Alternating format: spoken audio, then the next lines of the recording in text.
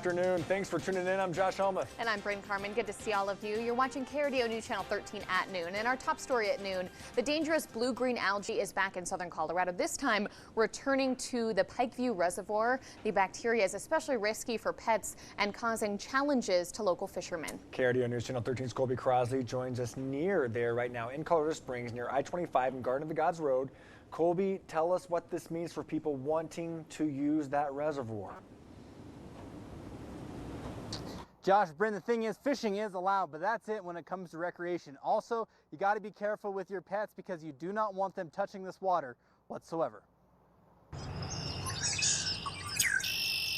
It's one of the more popular fishing areas right here in Colorado Springs, Pikeview Reservoir. And Scott Schnell, a local angler, says he fishes this lake at least 2 to 3 times a week, saying the fishing is great.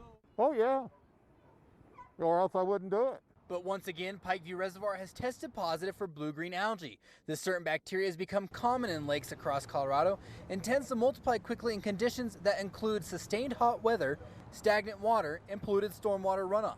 We are continuing to pursue technologies that will help us with blue-green algae in the future. In fact, there is some new equipment there at the reservoir that we are just beginning to test. And today, Colorado Springs Utilities was back on scene testing the water.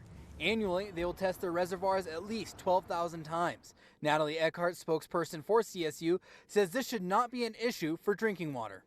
So we have removed Pikeview as our source of drinking water for our system. As you probably know from driving by, it is a very small reservoir, so just a small piece of our overall system, but we have removed it. But for Scott Schnell, who normally likes to keep his fish after catching them, is now thinking twice before doing so. You know, fishing is always good. Catching is better. Catching and not being able to take it home, that'd be kind of disappointing. But the good news is you can take the fish home and you can eat it as long as you clean it thoroughly. And also you need to make sure you discard the guts from the area. So just things to keep in mind if you are going to be fishing out of this reservoir. But for now, I'll send it back to you here live in Colorado Springs. Colby Crosley, KRDO News Channel 13. All right, great. Thanks for the update, Colby. Here's a live look right now. The sun